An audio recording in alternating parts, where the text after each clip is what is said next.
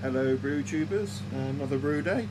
This time doing a fairly large batch of English IPA. I'm hoping to end up with about 40 litres worth, as I am filling up my 30 litre wooden cask with this beer.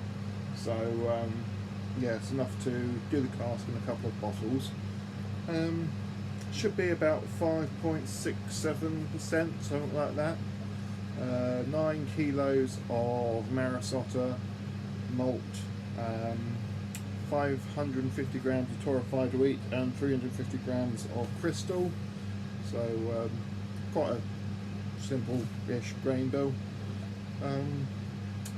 Hops, I'll probably use Admiral to bitter, and then shitloads of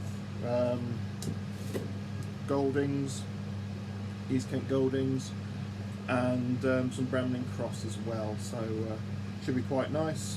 Going to have to use 2 fermenters due to the size. SO4 yeast. Yeah, see how it goes.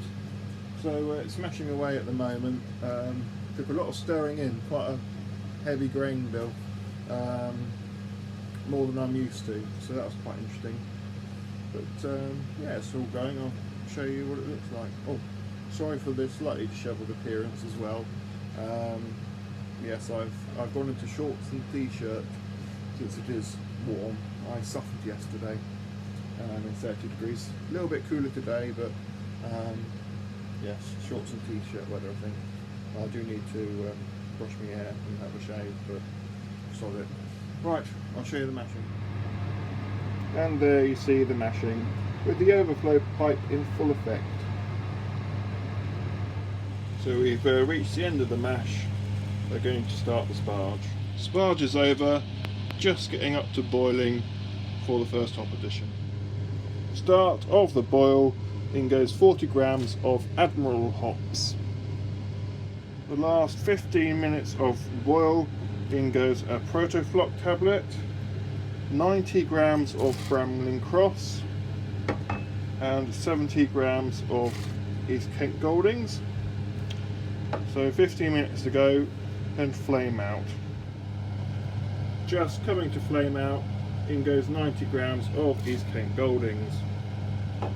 Give that a bit of stir in a bit. So we'll switch off. We've done a little bit of filtration, as there's a lot of muck in this for some reason.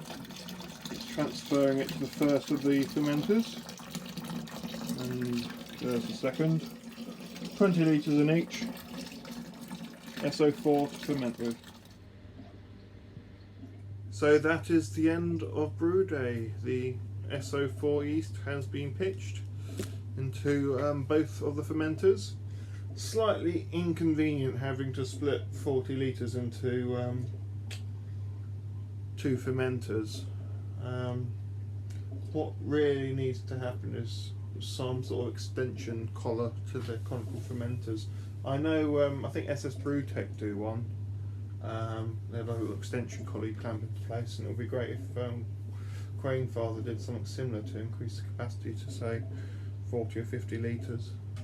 50 litres.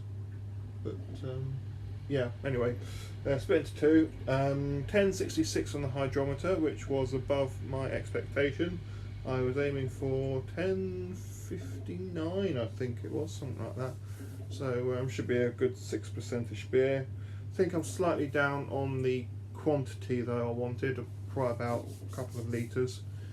Obviously by the time all the crap's dropped to the bottom and the yeast has done its work, I probably won't have as much as I hoped. But it's going on to cask. It's a 30 litres to cask, so I must have done over 30 litres for sure. So as long as I have enough to fill the cask up and do perhaps 2 or 3 bottles, then I'll be happy. See how that goes. Going into a wooden cask, a chestnut cask.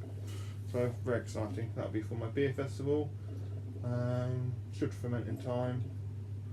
Slightly higher fermentation temperature than I usually do, at 20 degrees Celsius rather than 18, but I don't think that'll make a huge amount of difference. Mostly tidied up. Got a little bit more to do. That'll probably be tomorrow's job. Didn't really want to brew today. It was quite an intense session yesterday, what with the 33 degrees heat. And in fact, I don't really like brewing back-to-back days. I like brewing on the Saturday, then tidying up on Sunday. But oh well, it is what it is. So yes, it's done. That's it. All the beer festival on the 27th of July has been brewed. I just need to finish fermenting. The bubbling noise you can hear is the strawberries and cream wheat beer, which has been going mad all day, which is good. So that's yesterday's brew. A little bit of activity actually from the pale ale, which has only got 3 days left to ferment of a 10-day fermentation schedule, so it's picked up again. That is tasting very good. That is tasting very good. Jester and Alicana pale ale. That's going to go into the range of beers, definitely. That's going on cask as well. That's not going into a wooden cask. That's going into a bin. So yeah, it's all good, all good. I've had enough now, so I think I'll go in and have a bottle of beer. I've got 3 to choose from, either Orville, Rochefort, Ken, or Duchess de Bourgogne. So